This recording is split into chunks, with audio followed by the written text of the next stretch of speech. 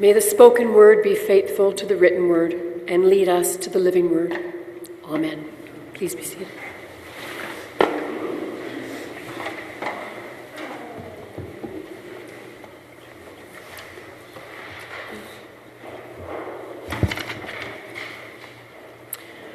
On this most holy day, as we gather at the foot of the cross, we've heard the Passion according to John, and we will pray the solemn prayers of the Church. And soon we'll be invited to come forward to meditate on the cross, to spend some time with the cross. And everything in this liturgy invites us to stillness, to reverence, to grief. Good Friday doesn't rush. It asks us to remain here, to look upon suffering, to stand in the presence of death, to face the cost of love. Now today I've brought with me a book that some of you will recognize, Revelations of Divine Love by Julian of Norwich.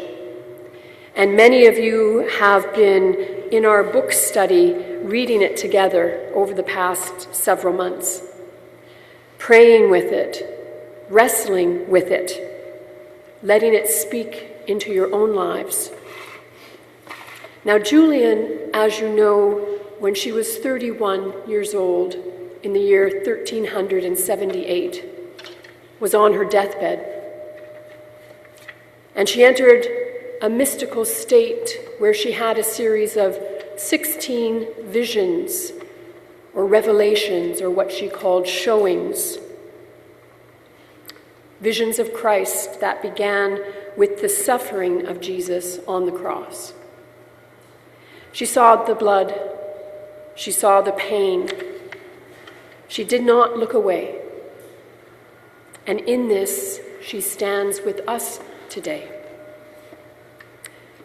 But then something happens. In what she calls her 9th and 10th revelations, the vision shifts. The same crucified Christ, wounded, bleeding, dying, speaks. And he asks her a question. Are you well pleased that I suffered for you? It's such a surprising question. Not, do you understand this? Not, can you explain it? But, are you pleased? It's a question that does not demand an answer, but perhaps invites one from our hearts. A question that turns the cross from something we observe into something addressed to us. And then, as Julian listens, Christ opens the meaning of his passion in a way that goes beyond anything we might expect. She writes, and I quote, "Then Jesus, our kind Lord, said, 'If you are pleased, I am pleased. It is a joy, a bliss, an endless delight to me that I ever suffered my passion for you.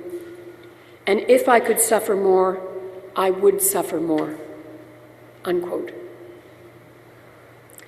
And then, perhaps even more astonishingly, Julian writes this, quote, "We are not only his through his redemption of us, but also through his Father's courteous gift. We are his bliss. We are his reward. We are his glory. We are his crown. We are his crown." On Good Friday, we're used to asking what it cost Christ to suffer. Julian's revelations also invite us to hear something else.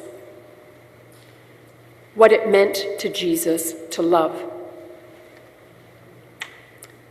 Now, some of you may remember that this past August, we made a virtual pilgrimage together to Norwich in England, to the small cell where Julian lived and prayed and spent the rest of her life reflecting on her showings, on her visions, and wrote her manuscript. And there, in that quiet, small place, there's a cross. And at the top of that cross are words spoken to Julian in the voice of Christ. Lo, how I loved thee. Look how I loved you. And at the bottom of the cross, at the foot of the cross, are the words of Julian's response to Jesus. Thou art enough for me. You are enough for me. This is the exchange that unfolds at the cross. Christ asks, are you well pleased that I suffered for you? And also, look how I loved you. And the soul gently learns to answer, you are enough for me. Today, as we come forward to spend some time with the cross, we are invited into that same exchange.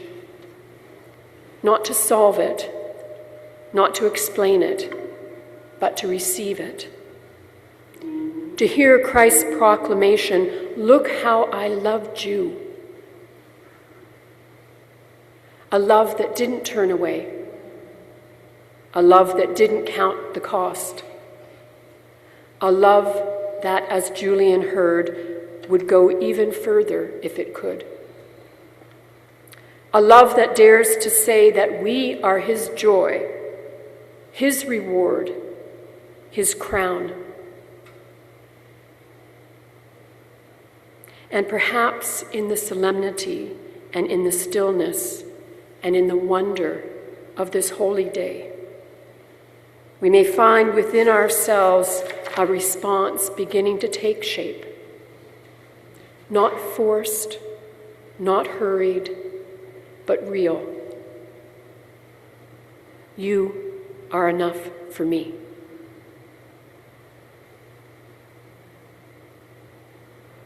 Amen.